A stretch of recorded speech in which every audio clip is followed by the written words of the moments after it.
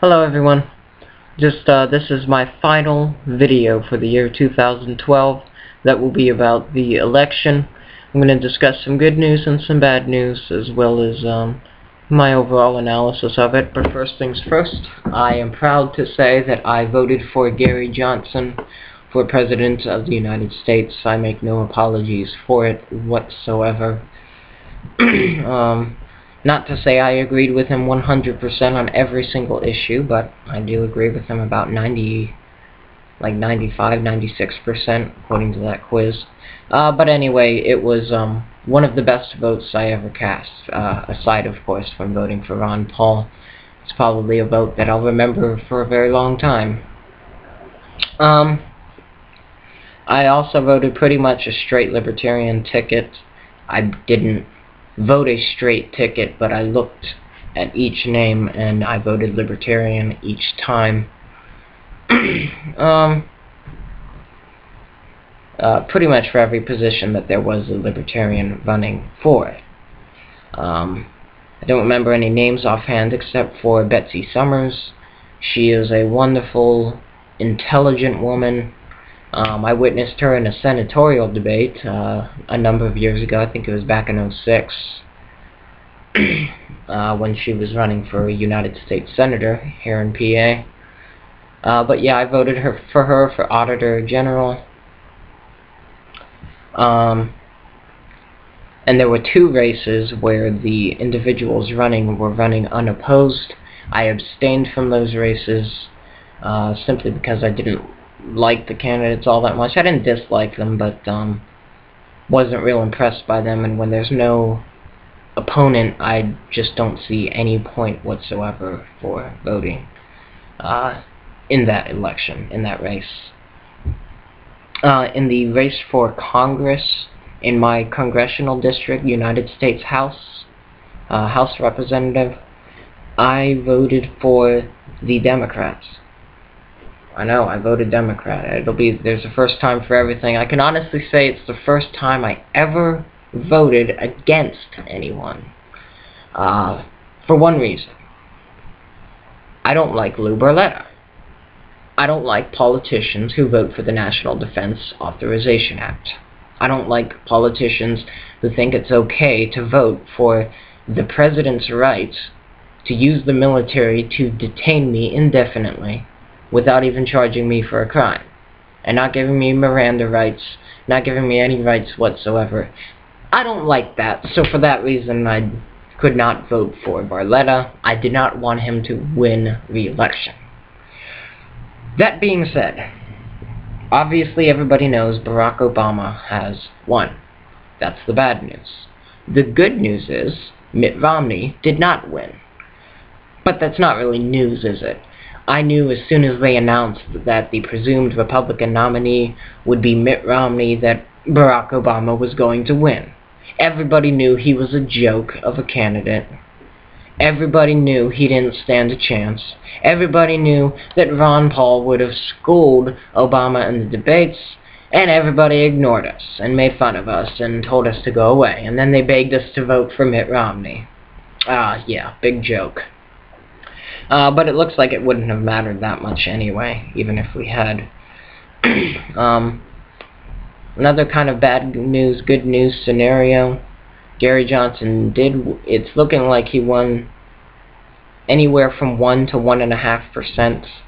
It's bad news because he didn't get the 5%, didn't seem to really even come anywhere close. Which just goes to show he's polling at 5% consistently, but you know, sometimes the people don't come through. And a lot of times it's undecided voters who chicken out at the last minute and vote for the lesser of two evils, out of fear for something greater. But 1% is an impressive showing for a third-party candidate. It was the most of any other third-party candidate. Gary Johnson did get the most. It looks like the write-ins for Ron Paul are not being reported. He probably didn't get a single recorded vote because, as I predicted, they weren't going to count it unless he announced a write-in candidacy. But far be it from me to present... Look, I'm not going to go there. Anyway, I'm gonna try to keep this positive because there are some positive things. There is some good news. Colorado recently passed a ballot initiative to legalize marijuana for recreational use. So that's one step towards freedom. You can expect the feds to move in with full force under the Obama administration. Yeah, absolutely. But it's going to be interesting because it's going to spread from state to state, I believe. And it's going to be an ugly battle when the feds realize that they can't win this war. So that's a good bit of news, a bit of good news. In other good news, I was just on the Facebook page for Andrew Napolitano. He posted a story that pointed out that many Ron Paul Republicans have won seats in the House. So hopefully there will be more voices speaking out for the liberty movement. Look, I've always said that we have to have two wings in order for this movement to fly. Yes, we need to yes, we need to change the Republican Party. And yes, the Republican Party can be used as that tool for change. But we also need to support third parties, and ultimately that needs to be the end goal. We have to change the system from within, and we have to change it from the outside. It has to be a battle that's fought on multiple fronts. So I'm very glad to hear that there are a number of Ron Paul-oriented candidates that were able to take office. It's going to be a very interesting 4 years, and I believe after 4 more years of deficit financing, 4 more years of bad currency, bad monetary policy, 4 more years of failed foreign policy that make us less safe, more susceptible, and more likely to be attacked by terrorists, 4 more years of the irresponsible, ineffective, costly war on drugs that is going to be proven again and again to not work, especially as states finally begin to realize this and the feds are forced into a corner. 4 more years of endless wars, 4 more years of civil liberties being stripped away, 4 more years of utter madness, and the people will be hungry for liberty. And when they're ready, we will be here. I've said it before, and I'll say it again. We're always going to be here. We're not going anywhere. So look, it's a dark 4 years that we have lying ahead of us, but there's also, I think, a light at the end of this tunnel. Thank you for everybody who voted. Thank you for everybody who ever made a YouTube video, who posted on Facebook, who talked to one of their friends or family members. It was actually kind of funny. My sister, who's still a year too young to vote, same place I was at her age, very enthusiastic Gary Johnson supporter. As soon as my dad came out of his bedroom, 7 o'clock in the morning, she says, "Dad, don't forget to vote. Vote for Gary Johnson." And of course, I voted as soon as the polls opened.